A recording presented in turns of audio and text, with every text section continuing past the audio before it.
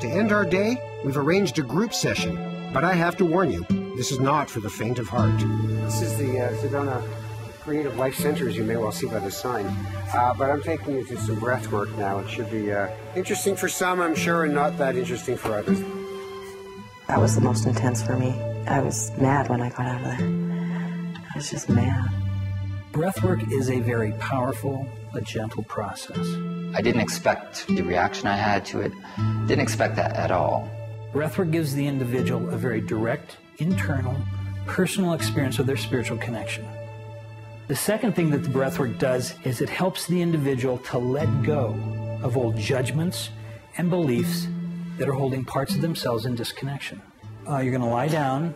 I'll begin playing music. The music will be played loud. You'll begin doing a pattern of breath I'm going to teach you. This pattern of breath, supported by the music, automatically takes you into a deep, inwardly focused altered state. Kind of started in the 1970s. Stanislav Grof was a psychiatrist who was using altered states of awareness, chemically induced, for therapeutic purposes. And he was looking for another way to produce an altered state.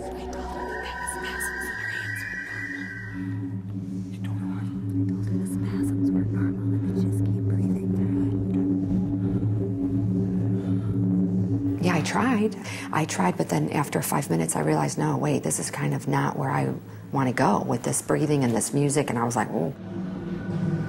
Let us get refocused on the breath, as it needs to be really deep, and it needs to be fairly fast. I didn't feel comfortable with the concept of hyperventilation. You know, I wasn't willing to have my breath move at that speed because, I mean, that's what you're going to do. I mean, you're going to hyperventilate, right? My first reaction was with the right side of my body, and it just hurt, and it was so dark, and it just felt like electricity was going through my whole body.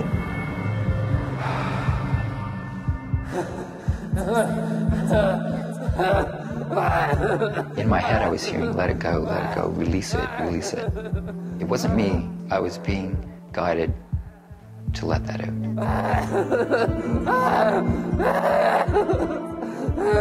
I'm a very quiet person. I don't speak very loudly anyway. To get that loud at any one particular moment in my life, it was like, wow, you know.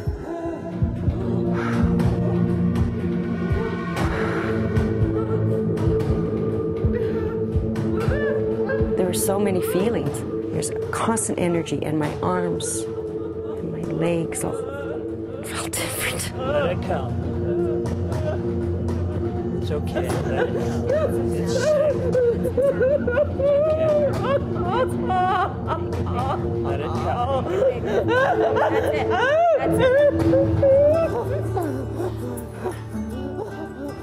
For me, not to engage in the breath activity was a real act of courage on my part. I saw it as being kind of phony. So are you done then, Brian? Yep. Okay. So let's go on into the room here. Yeah, let's go this way. I'll take you in. There's some steps here. Why'd you walk out? Why'd I walk out? Yeah. I don't need to hyperventilate to get emotional. I have enough problems in my life. It feels like we've been brought to the center of sort of spiritual fast food here. A little bit of this, a little bit of that, and have some kind of emotional experience. You know, dredge up something from your past, and whammo, you're going to be better. You're going to grow from that.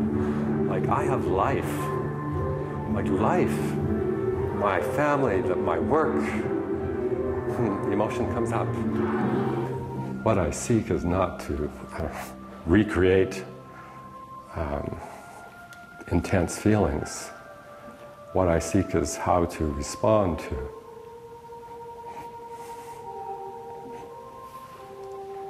pain, suffering.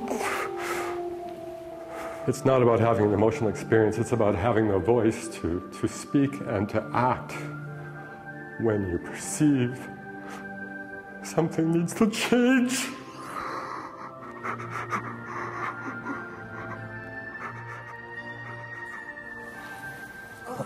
And how are you doing here, sweetie?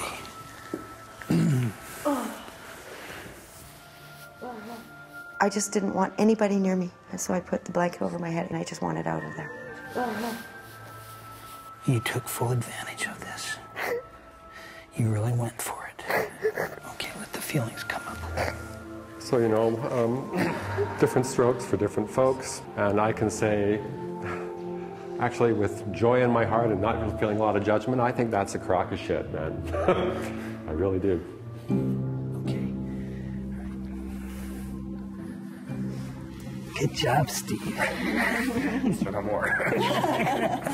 Man, you really went for it.